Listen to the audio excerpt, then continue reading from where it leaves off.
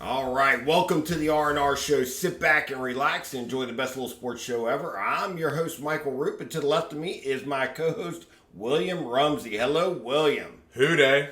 All right, well, we thought it was very, very important, obviously, to do a little pregame for this week's Week 2 opponent. Just for the simple fact, I blame the Week 1 loss on the R&R Show since we didn't do anything. You stole my line. Oh, I was going to say the same was you thing. really? Yeah. Oh, okay. We didn't give the support. We did that not. We needed to. And the Browns, wow. Yeah, and I really think the fans were probably scouring our page looking for that pregame analysis that they have come to love and enjoy, and we let them down. Yeah, to steal your line, they were clamoring for the Arnold. They we were. Just didn't.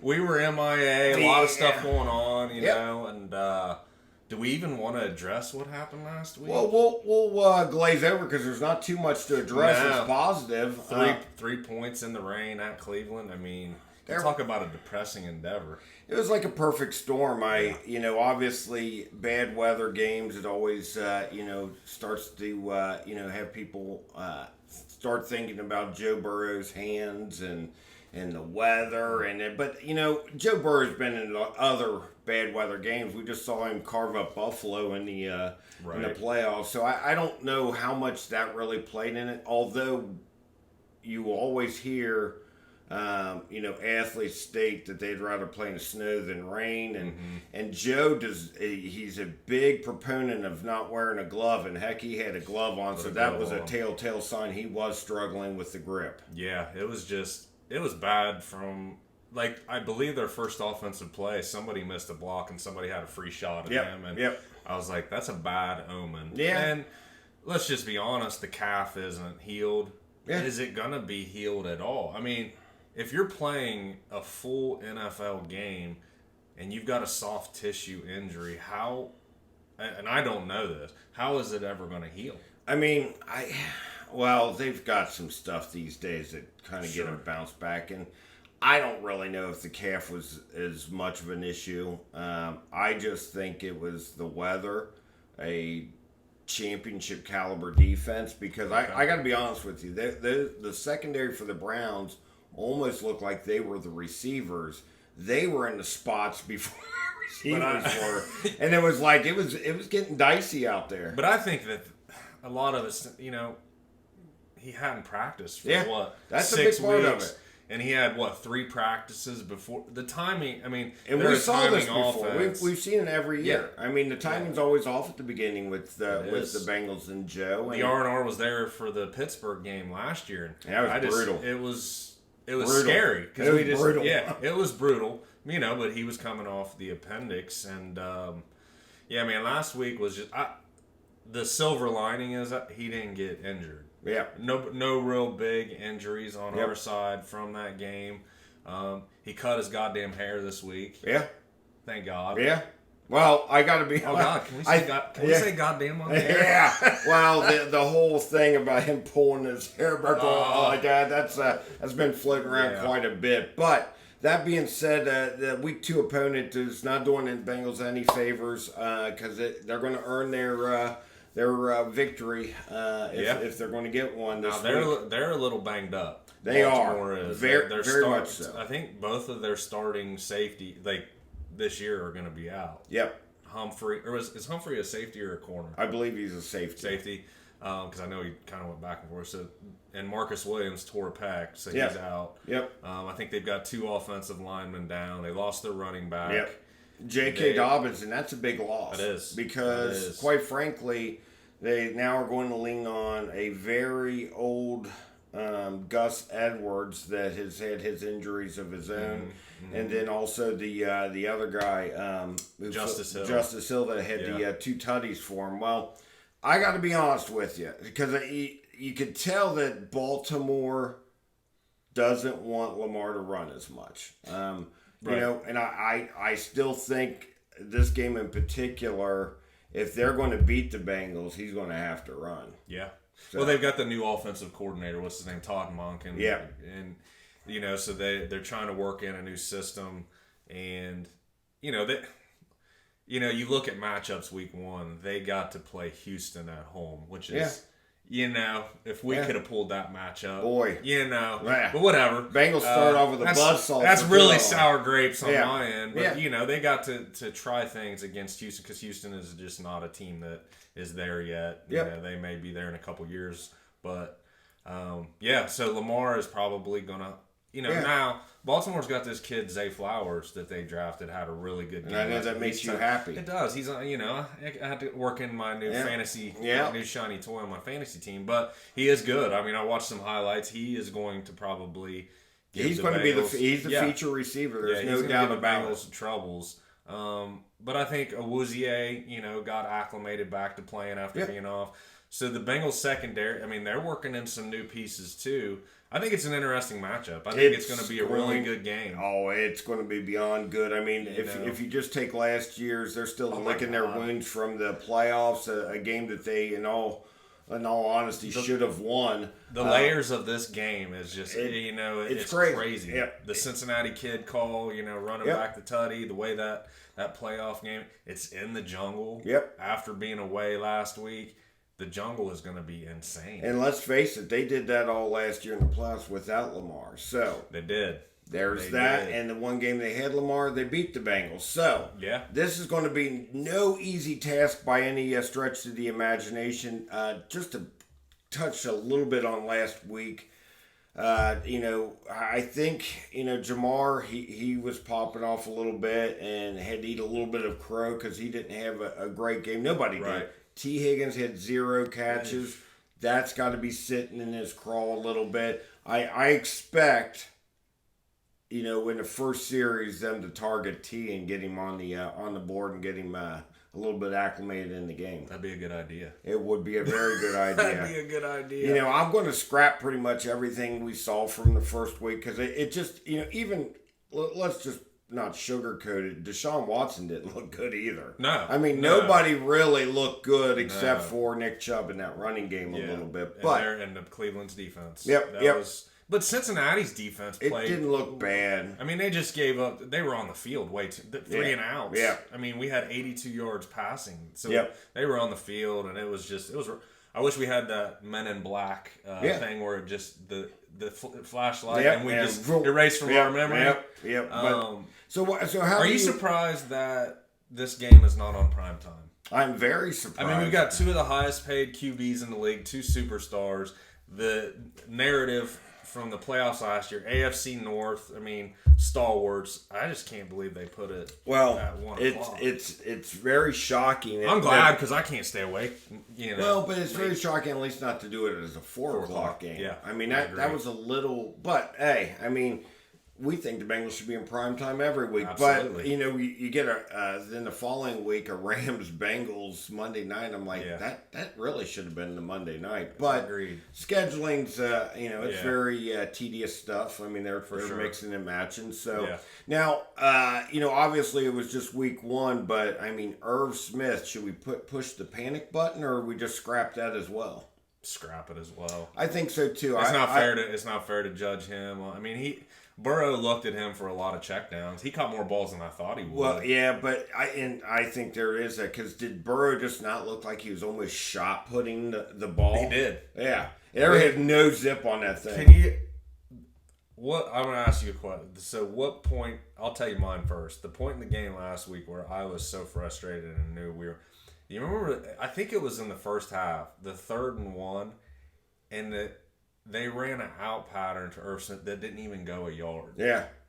No, I was like, what? Well, there was a point where I knew that, we're not going to win this thing. Is when it was like we punted the ball, and it was like when they went back and punt, I'm like, this thing's going to go in the end zone. There's going to be a net of 18 yards. What are we doing? Right. Like that's not the Bengals. You should be going for those things because in all honesty, most of those are touchbacks. So you knew you were only going to net probably 18 yards. You don't think you should go for it? Yeah. I mean, what's the worst that's going to happen? They gain 18 yards out of the damn thing. Right. I mean, that boggled my mind. But again, the 3rd and 1 that they ran the pattern and he didn't go a yard, I was like, how does that even happen? Yeah. But I'm not an NFL coach. Yeah. We're all fans. We just were frustrated with that game, I think, from the get-go, and we're just... Well, when On to that Baltimore. cornerback, it was a back shoulder throw, and the cornerback looked like He was in better position. I'm like, how does that even happen? Yeah. I'm like, it was nuts. But hey, week one's gone. Yeah. Yeah. Week two, how do we see this? I think the weather's supposed to be great. So Yeah, my dad told me that. He's like, "Oh, I think it's supposed to rain again." I was like, "No," and then I looked at the weather. I think it's supposed to be like 75. Yeah, degrees. that's a good. And that's what you want. You want the jungle to be insane on a good weather day. What do we think about the running game? Do you think they're gonna?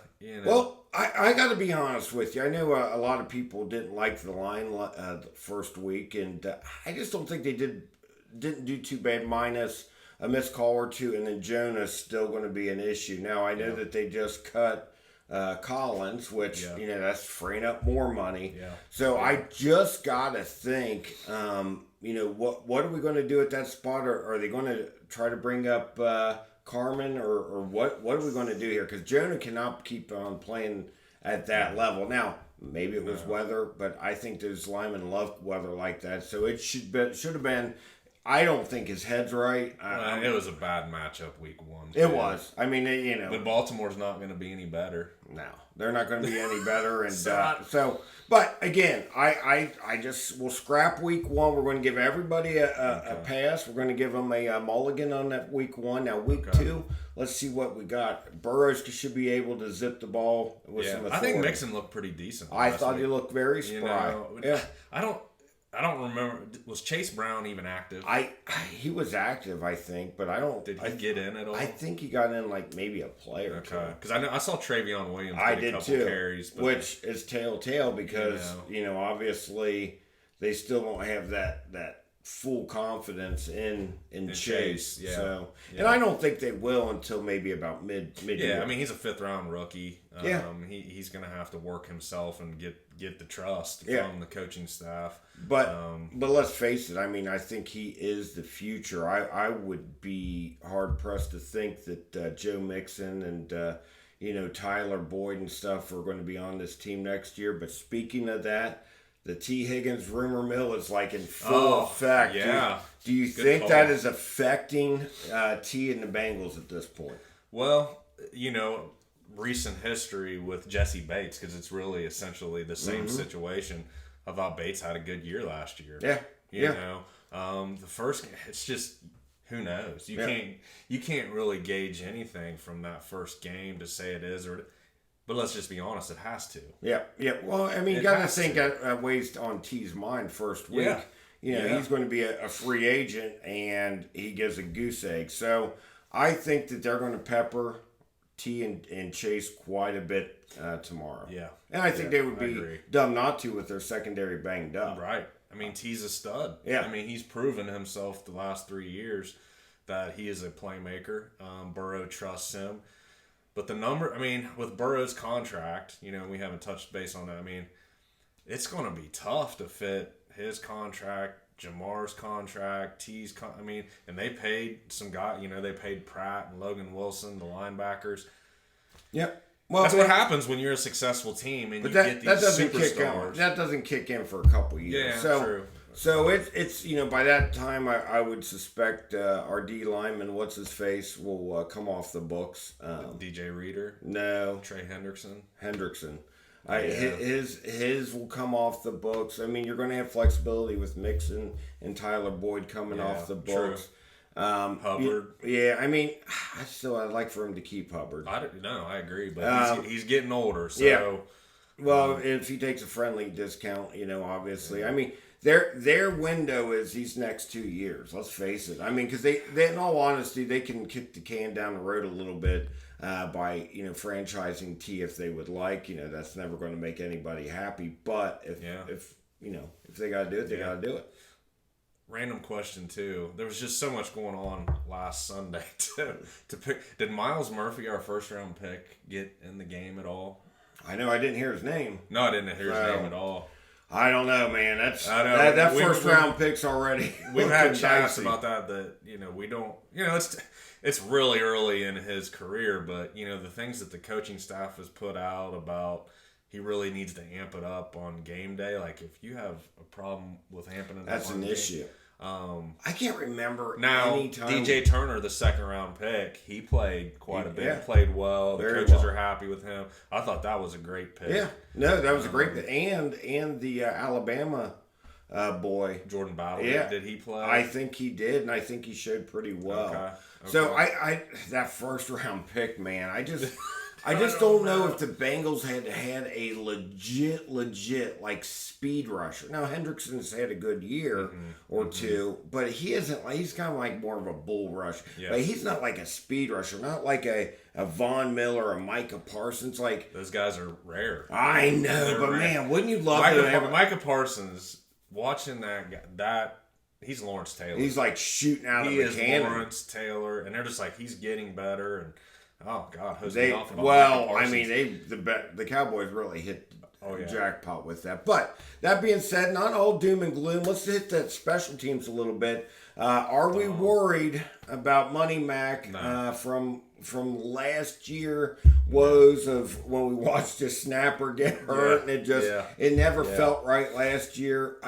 I'm not really worried because of the conditions. Yeah. And because the preseason he looked lights out. Yeah. So I think what he missed a 50-some yard. What did he miss? it was a pretty good far, it was a and good plus boot. the And he conditions missed were it, you bad. know. So I'm not too worried about that. Now, are you worried at all about our punting situation? no. Yeah, he didn't do anything special, but he didn't do anything. How many times did he punt? 10 times? Yeah. Yeah. I mean, Boy, I'd like the Browns punter.